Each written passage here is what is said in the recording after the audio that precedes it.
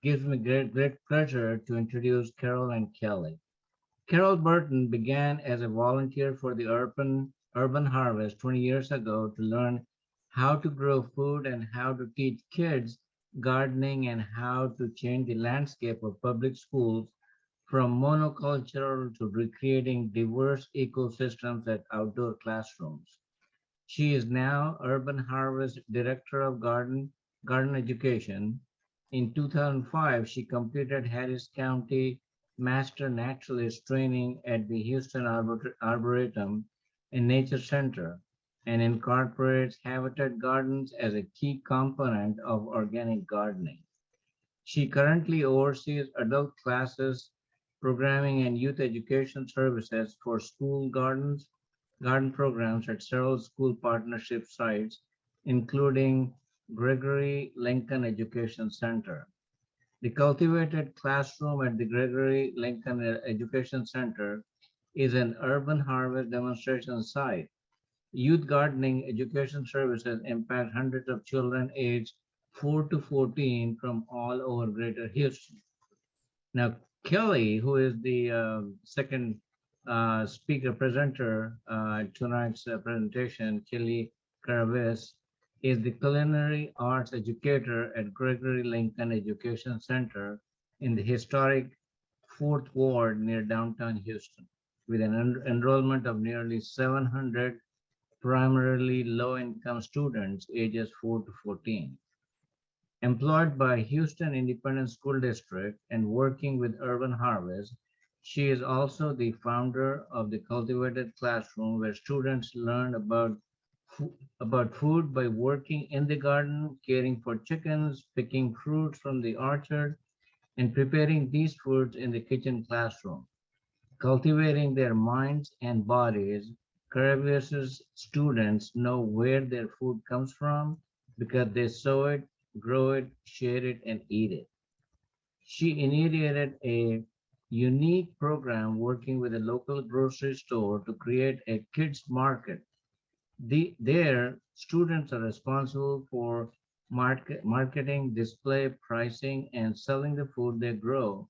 Carabias observed that the school garden melts barriers and changes everything. It is a safe place for them to be themselves. So with that, I would like to all of you to join me in welcoming Carol Burton to start her presentation. Thank you all.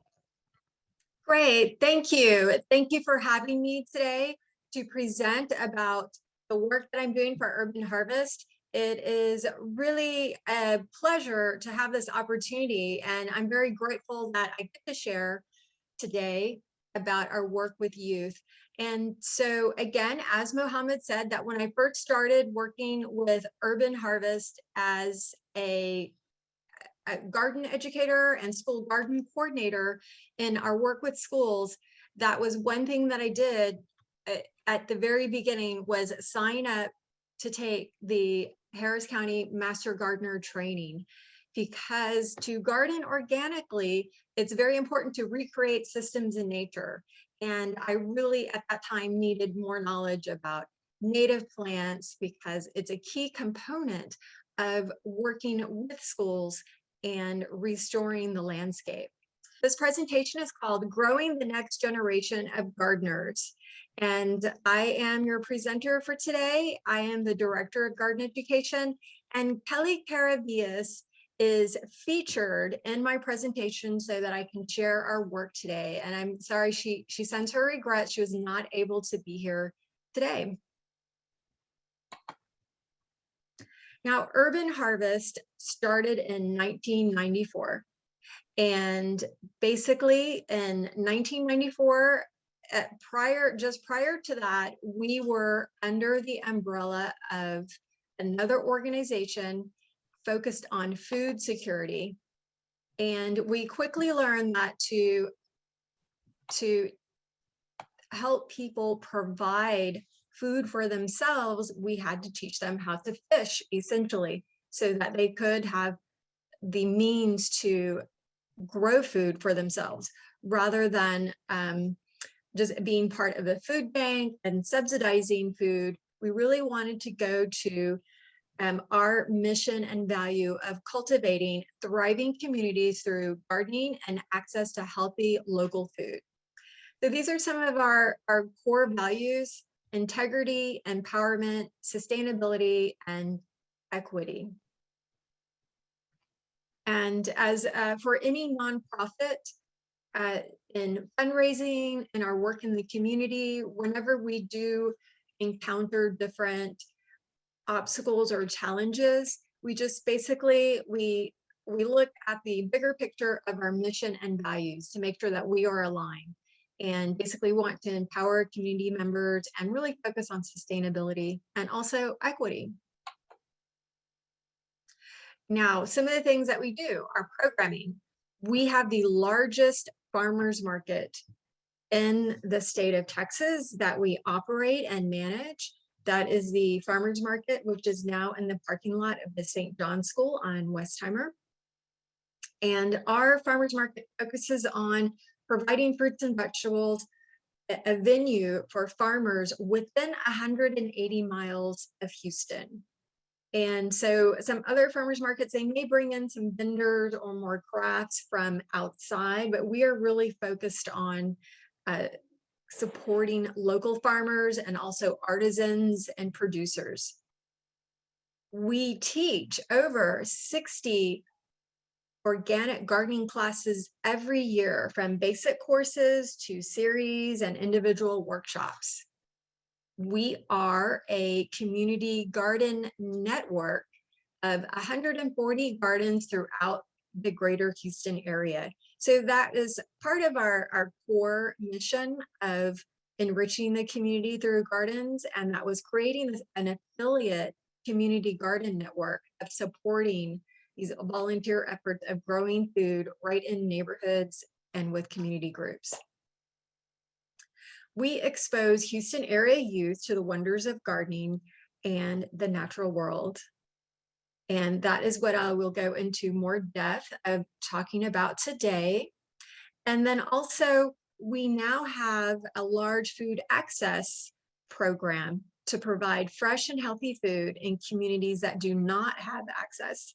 And part of that is with our mobile market and our Double Up program, which is a discount program at the farmers market for folks who are on the supplemental nutrition assistance program, which is, you know, an even greater need right now of access to food. So it benefits people who are in need, food insecure, and then also it supports the local farmers by providing more economic revenue to support the local farmers. So increased access to fruits and vegetables is basically healthier communities and greater individual health. So grow with us. You can volunteer with us. We have remote volunteer opportunities and facilitating classes online, just like our hosts today, who are doing a very professional job of hosting us in this Zoom class. And our farmers market, we have a monthly newsletter, and you can also follow us on Instagram and Facebook. So we are active on social media so we can stay connected. Now, I will go into depth now a little bit more of our work in education. And just before I go into that, I would like to pause, because in the chat, if you're able to type in the chat, which part of the world of Texas, of Galveston or Clear Lake are you zooming in from? If you could put in your city or your county, just let us know in the chat, and I will have our Zoom facilitators read off some of the locations in just a little bit, because as our mission is to be sustainable, Houston, the greater Houston area, Southeast Houston, all the way to Southeast Texas, we have very different growing zones, you know, because we are in the Gulf Coast Prairie, but you just go a little bit north and we're in the piney woods. So our soil will also change, and then the temperature average highs and lows will also be a little bit different.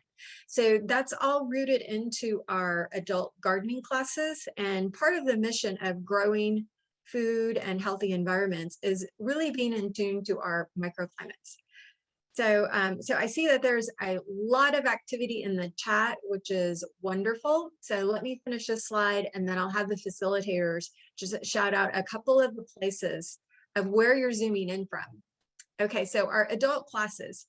I did want to share that part of our uniqueness and our niche is that due to our founding members who really believed in sustainable communities and all aspects in terms of sustainable design, we have a permaculture design certification course over 5 modules. So you can go anywhere in the world and you can do a full immersion retreat of 100 hours over 3 weeks, where you just kind of live in camp and participate in this course. But we've designed ours over the school year for folks to take it on the weekends and become certified.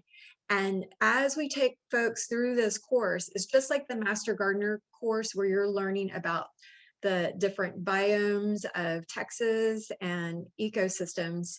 In permaculture, we're learning about also the watershed, just different design principles, so we can look at the main core principles of people care, earth share, and fair share.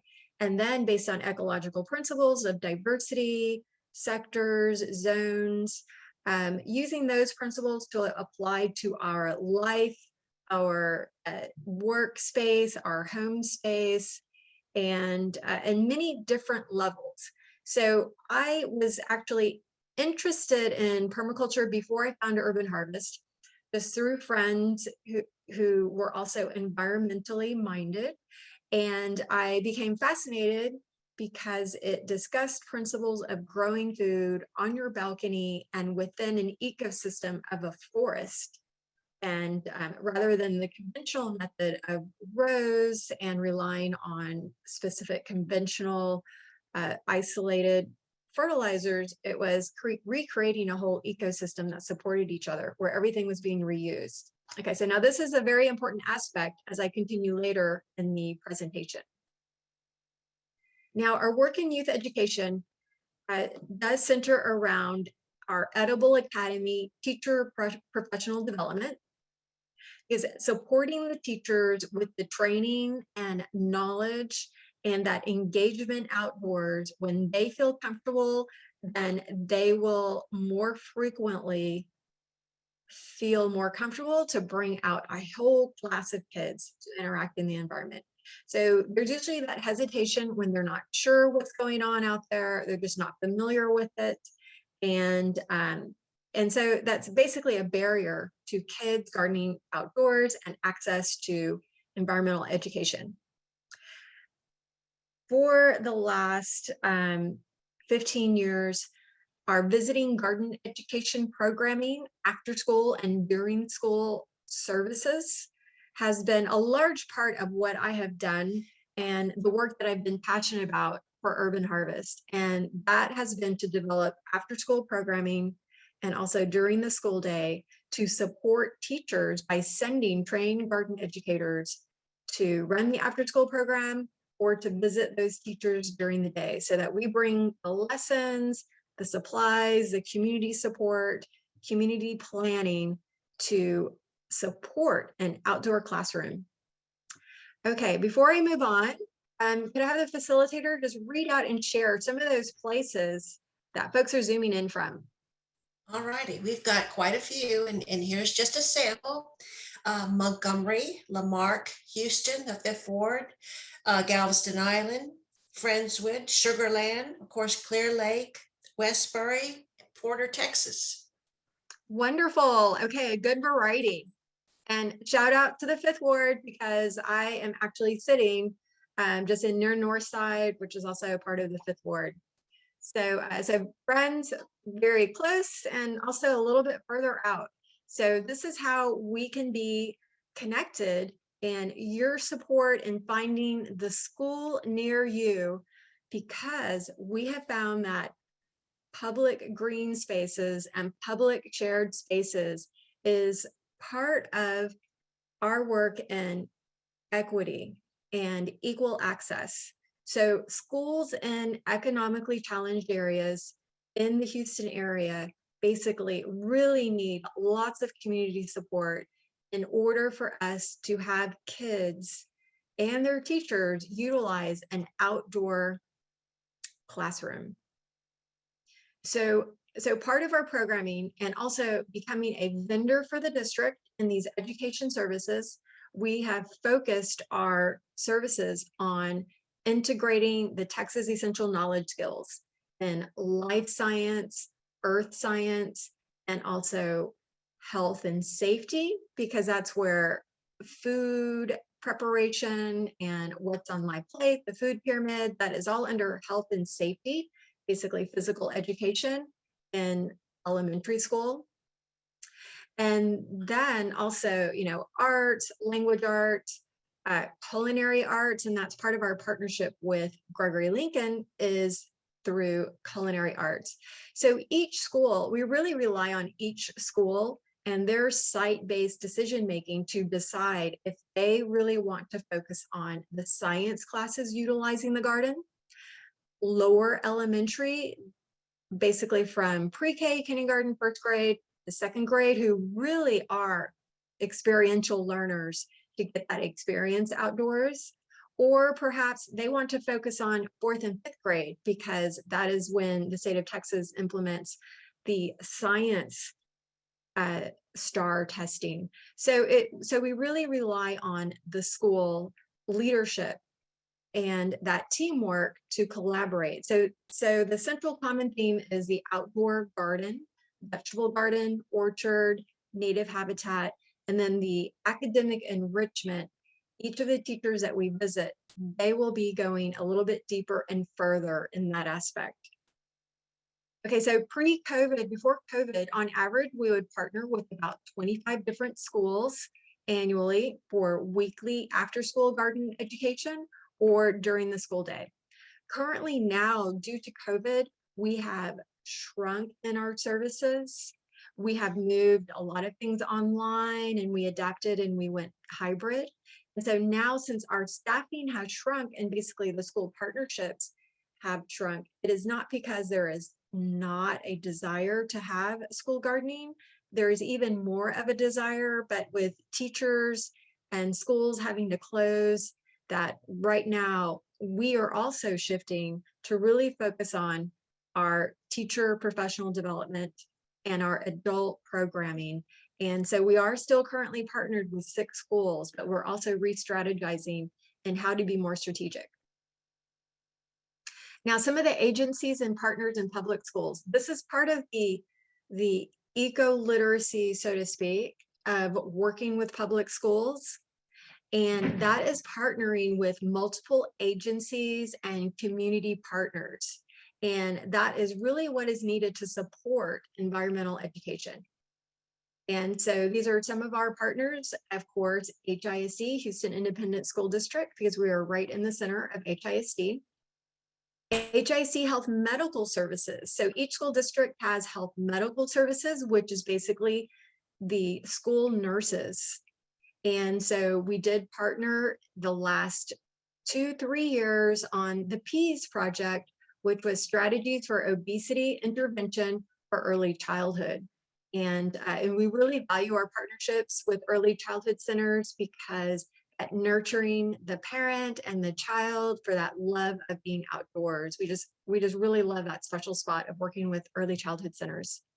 Some of the other school districts, Spring Branch Independent School District, we are a vendor, and we have been closely partnered with the Cooperative for After School Enrichment and the Harris County Department of Education.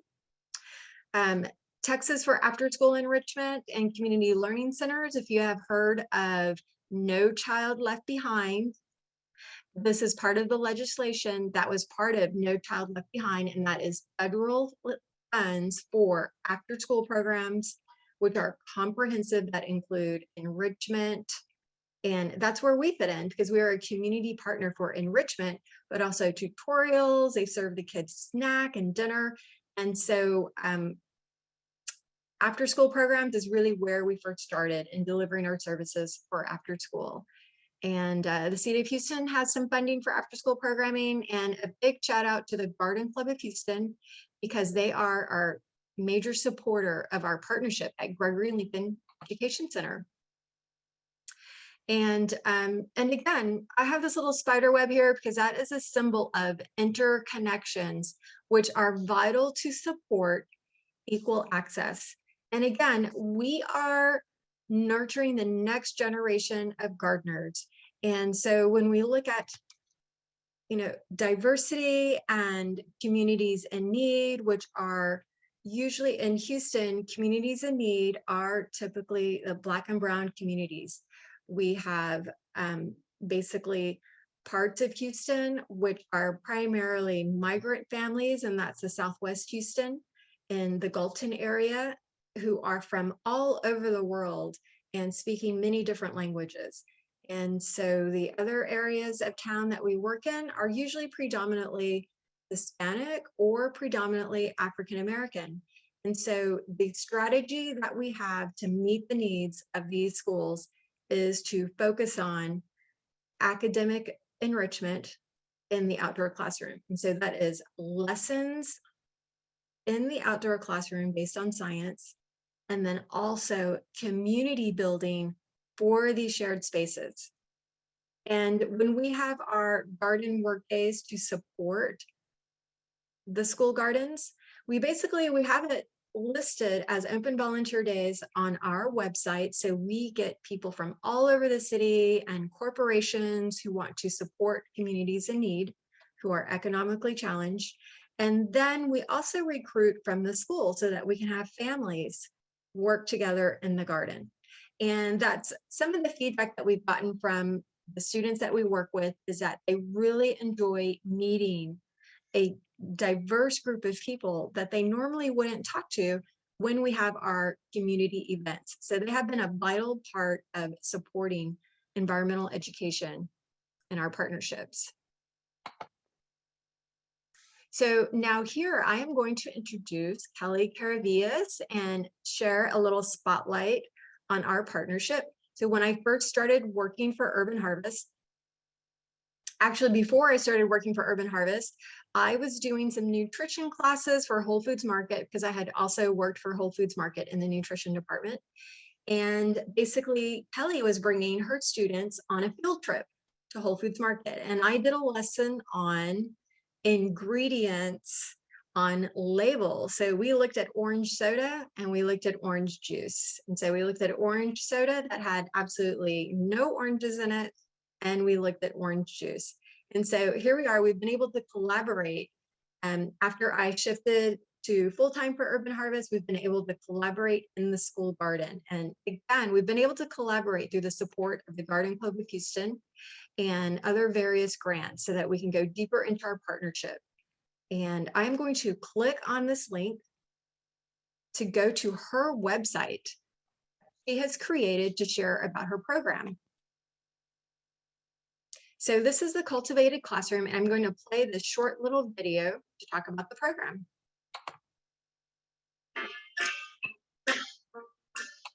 And how is my sound? Can you hear that? The website's not showing, and Okay.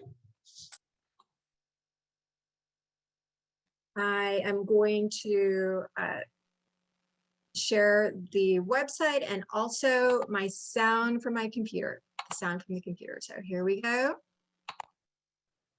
Now, can you see my screen? yes, Great. Okay. And just let me know if you can hear the sound. yes. Great. Okay.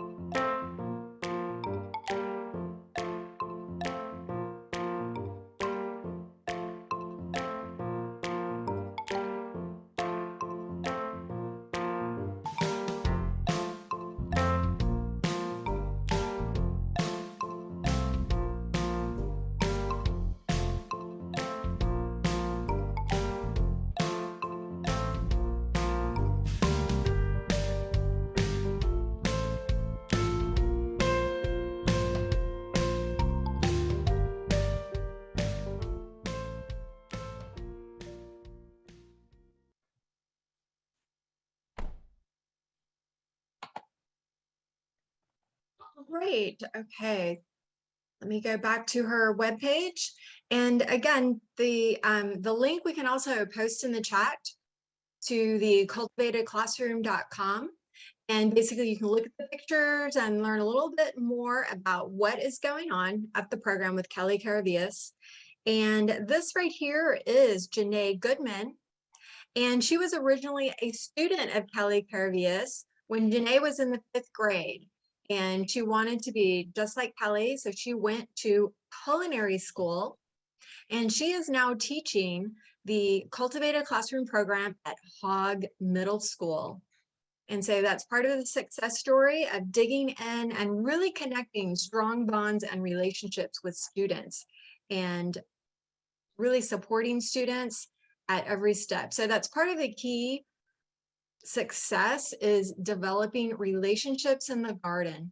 And so not only relationships with plants, which are key and essential in growing a thriving garden, but cultivating the relationships among students and having awesome leaders. So I've stopped sharing for a moment because I'm going to go back to my PowerPoint presentation.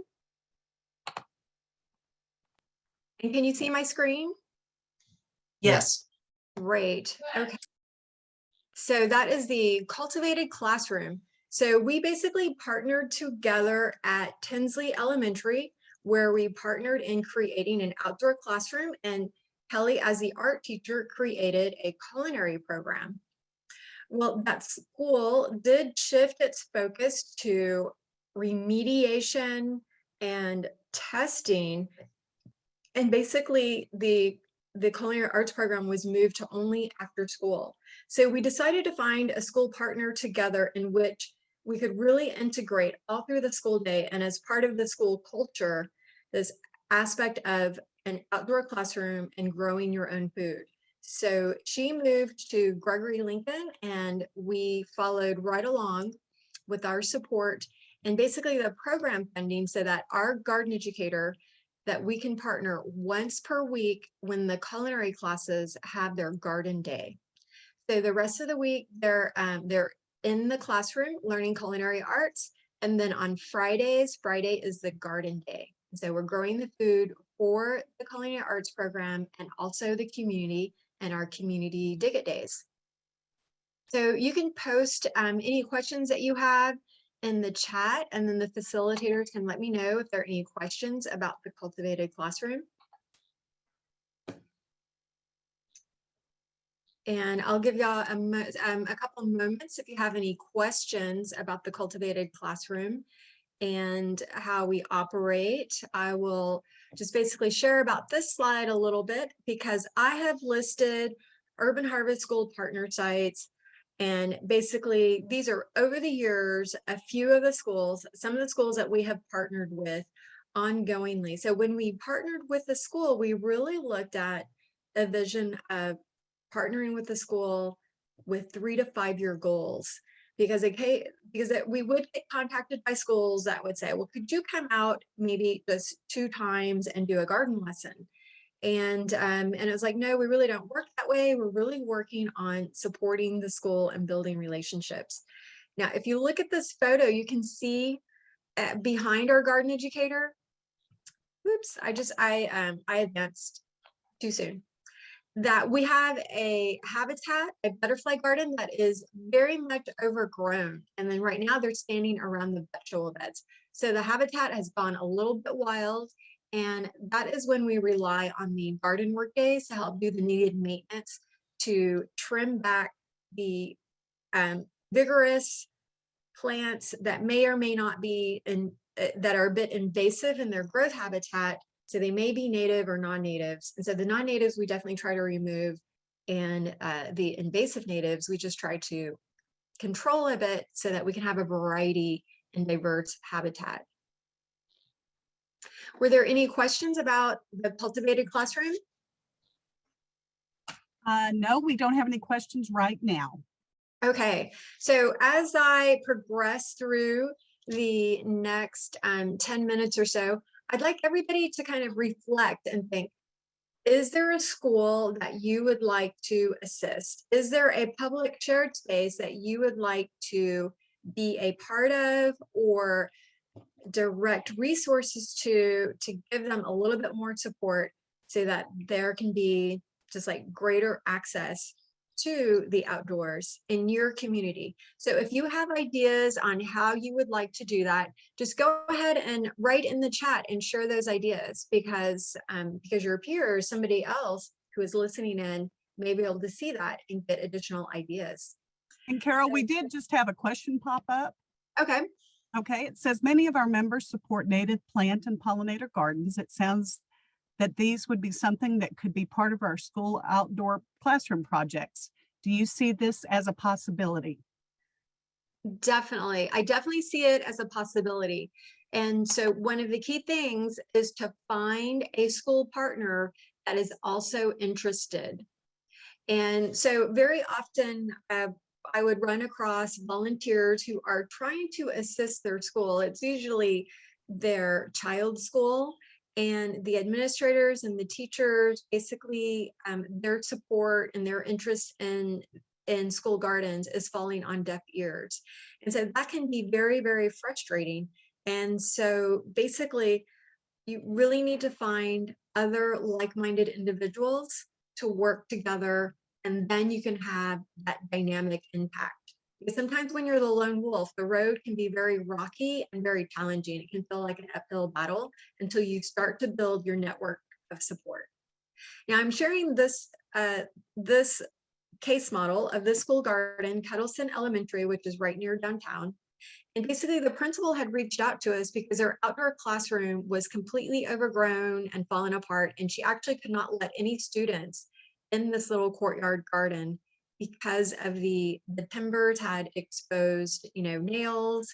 And it was at one time active and created by teachers, but it had since fallen, like those teachers moved on and nobody used the garden.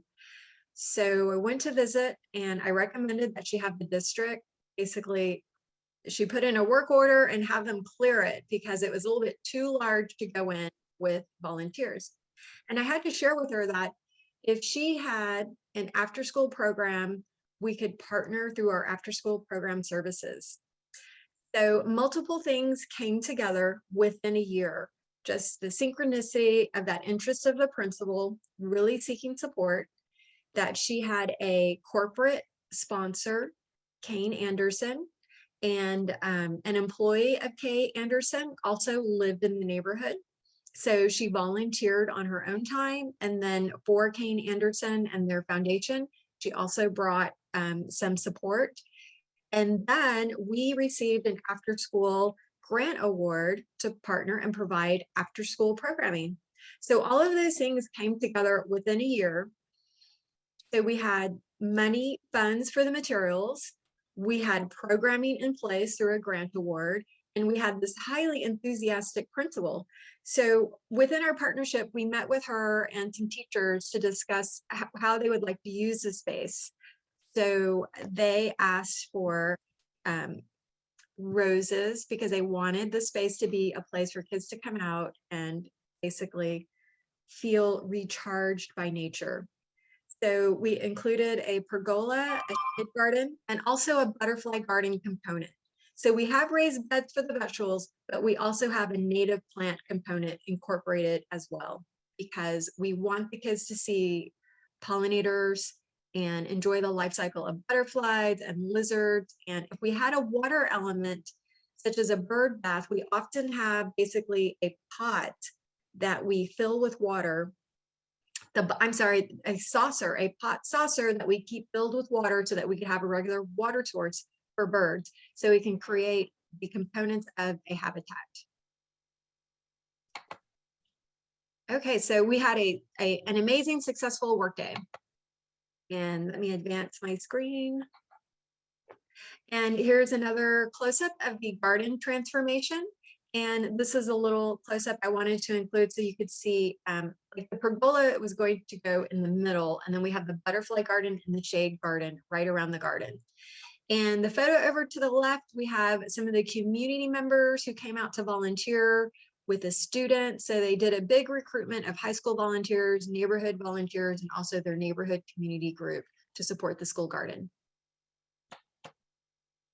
Okay. I wanted to include this in here as a component that a lot of kids are missing, and that is project-based service learning for real and relevant projects. That kids are enthusiastic. So we have middle school kids and we have elementary school kids. And when they are working on a project outdoors together, that is when they're engaged and they are active. And it's, a time to build those relationships. So through regular programming weekly is when we can build these relationships. And so the photo on the left, I realized I didn't have a photo of it, but they have a pond because they did go through the National Wildlife Federation training of creating a wildlife habitat with a small pond and then also the vegetable garden. Here we are, we're going to expand the vegetable garden. So the students were basically helping to prep before the garden workday. And another thing they loved to do was that the pond did not have a float valve. So we had to keep the water maintained by hand. And they loved to take turns carrying water because the hose didn't reach over to the pond to help fill it. So they would have basically we would have a chain of kids going back and forth with water cans to keep the pond maintained. And they loved doing that. They always wanted to help work and maintain the pond. Composting is another hands-on activity, and I wanted to really highlight the importance of volunteers for school gardens because we would not be able to maintain a composting station without the help of support and volunteers in the garden. And so this volunteer, she is a retired teacher, and basically she was going through a master composting training and wanted to come and do some service hours. So we were able to have her be part of our school programming, and she ran the composting station. And here they are, they're sifting compost, and the kids loved doing that and seeing all the creepy crawlies. Now here we are at a garden workday. And again, to garden organically, we're recreating systems of nature. So we really look at the whole school environment and the ecosystem when we create vegetable gardens and have that programming. So here we had multiple groups, and the school also recruited from inside. So you can see that we had some Target employees, some corporate volunteers, and we had volunteers within the school, students and teachers and families. So here we are, we're giving a demonstration on how to plant the native plants to support a native pollinator garden. And we also incorporate our fruit trees into our habitat garden, so they are within an ecosystem. Because in public school spaces, if we have a fruit tree by itself, it does not last very long because it usually gets girdled by the weed eaters and the maintenance crew. And so we found that we have a greater success if we can incorporate fruit trees into a naturalistic landscape. And here we are planting with the school and community. And then we always like to have a little celebration group photo at the end. And here are some quotes from some of our students. I learned how to leave some bugs alone. We do that with worms so they can help the soil. So just some words from their students on how they are impacted by the garden. And this last statement, my grandma likes to garden and I like to garden too. I love that statement because it really connects students and different generations together in the garden. Because when we talk to students, a lot of times we find out that if they have any gardening experience and at home, it's usually through their grandparents who are gardening at home or gardening with them, because most likely the parents are working. And so the garden really connects the different generations together. So it's like through food, and especially in after school programs, the kids are hungry and we love to have things for them to forage. So once they learn how to harvest carrots, it's something that it's a skill that they can teach other kids to do as well. So we love that aspect. And again, for kids in the garden, we do focus on some culturally relevant vegetables. So if a school community is primarily Hispanic, there may be a little bit more emphasis on the chiles or, traditional foods that are at home. But basically kids of all ages just love some of those traditional foods such as salsa. And then when it comes to fruit, kids of all ages just love to have that unique experience of harvesting a peach in the garden or seeing the flower blossoms.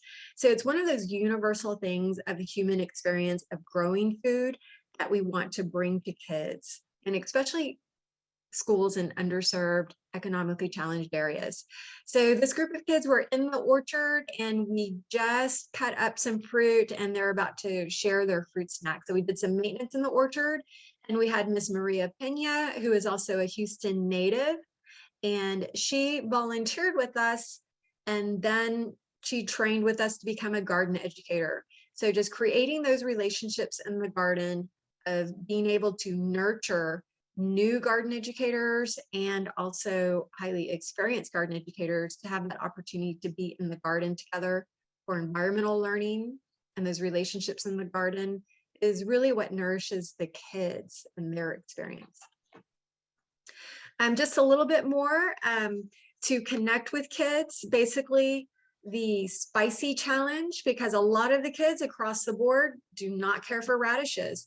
But as soon as we were able to put the twist on it to say, do you like spicy chips? Do you like Takis or hot Doritos or hot Cheetos? Like, all kids will immediately get very excited and say yes. Then they want to take a big old bite of that radish. But before that, it was only if the kids had experience eating radishes at home. Like those few individuals who said, I eat radishes with my grandpa. We put lime juice on the radish. Those kids were interested in tasting the radish. And so when it was new to them, they completely did not like it at all. But as soon as we mentioned hot chips, then the kids were fighting to have a taste over it. And also the challenge was who could eat a whole radish because they could tolerate the spice. So that was one of our connections to kids, was basically finding out what they liked and then creating those bridges to recipes.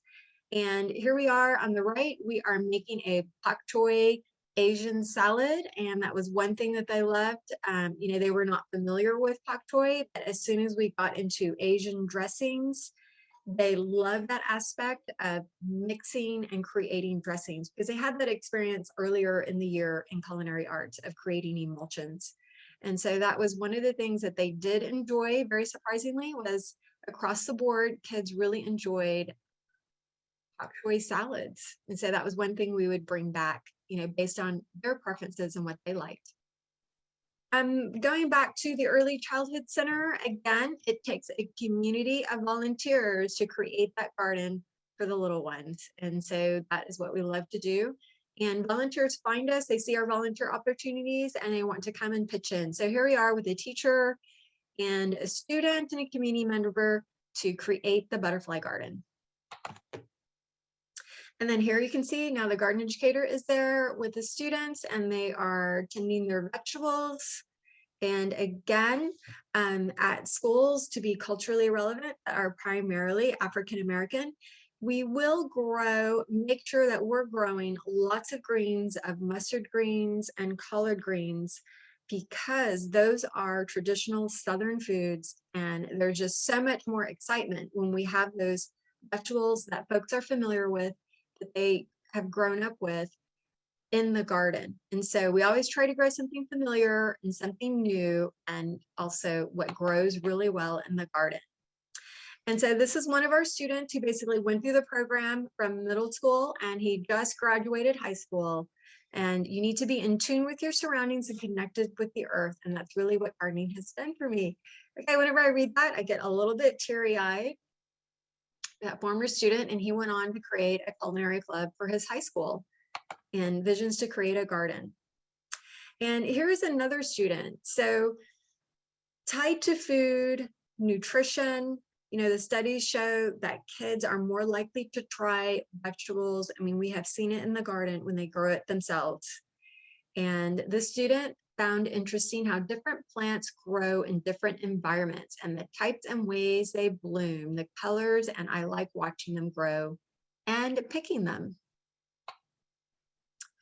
And in this photo, we have our project manager, who is Jake Kuplik, and his specialty is landscape restoration. And so we're very fortunate that he has a wide depth of knowledge of native plants. So it's been a great collaboration when we're designing and working with schools, that we have this wealth of knowledge and resources just through people and staffing of plants. And that's what the Master Gardener programming has done for our programs, because whenever we have key volunteers at our work days, we're just able to get so much more done and to connect people to leaders to work with in the garden.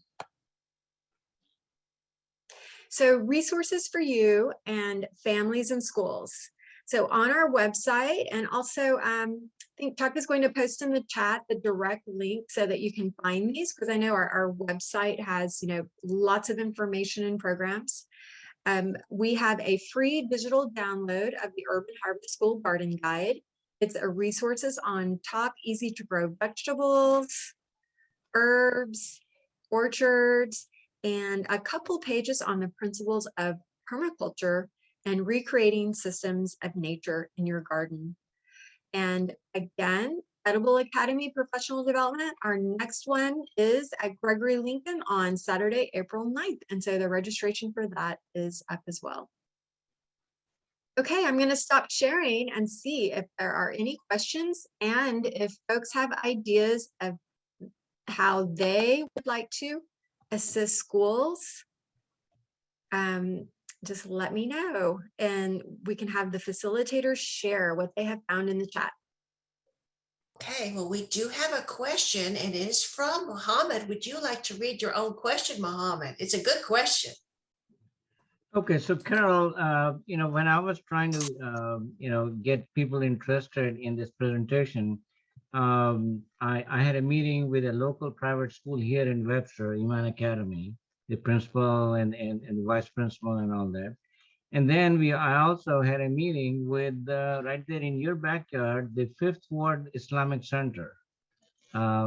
And they're both interested in starting their own vegetable gardens, and they wanted to know how can Urban Harvest help them get their project started. Okay, on our affiliate community garden page, we have a free on-demand webinar, and that's where we channel everyone who's interested in starting a school garden, is to basically go through that step of registering and taking the, watching that webinar with your team. And so planning a little watch party with your team. And after you watch that, you can reach out to our community gardens and outreach manager. And basically, we have a community gardens committee, and they will go and make a site visit. So basically, that's a little bit of a do-it-yourself piece, because it's pretty large. And so we can offer some support and resources to go and visit other school gardens, and through that, then we can direct schools to other resources. So we actually have one specific page to find that. And I think if Chuck could share those links in the chat, that would be great. And also on February 12th, we are having a community bigot day at Gregory Lincoln. And for schools that are interested, I actually scheduled time to meet with them to give a little tour and talk about the garden. And so, Mohammed, you can actually reach out to me if you want to, if you and the team at the school are available. I am scheduling during the Dig It Day to meet with schools so I can talk a little bit deeper about, using Gregory Lincoln as an example of how we started, and looking at how we built the beds and the different types of garden beds that we have. And we do have the outer part of the garden that is surrounded by native plant gardens, our edible forest and pollinator garden, which is just a key component. Like, we would not be able to grow vegetables without the pollinator garden and the habitat gardens. And a shout out to Doris Hurd, because she is our community volunteer who helps to maintain a patch of wildlife of native wildflowers and shrubs and vines so that we can attract all of those beneficial pollinators, insects, and birds to the garden. And so that's part of it, is really building with your team and creating that design. Like I use Kettleson Elementary as our case model to show that we met with the school and we found out what type of garden they would like. And that is through our education services that we were able to do the site design. But when a school has a master plan, that is when it is very easy for them to find funders. And that is how at Gregory Lincoln, we've been able to have all of the different components funded, such as, you know, an arbor, a grape arbor, an outdoor kitchen, all of those different items. We had gotten project cost estimates from landscapers. And so that went into, you know, the planning of us being able to find funds and grants to support those items. Thank you. I'll reach out to you after this meeting, okay? Okay, that sounds great. Right. And we will have our summer edible academy. We plan to have it at Gregory Lincoln. And if for any reason we cannot be at the school site, we will have it alternatively at our office garden. So during the summer, we do offer a 2-day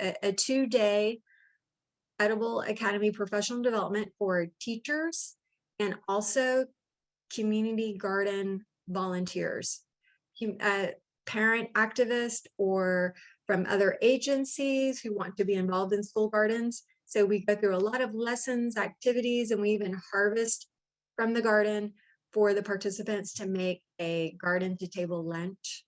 And we're going to have a smaller bite workshop on April 9th. And so the April 9th workshop, that registration is up on our classes page. All right. Thank you. Any other questions? I think that's all we have in chat right now. I think that we're done with that. Thank you. Great. My pleasure.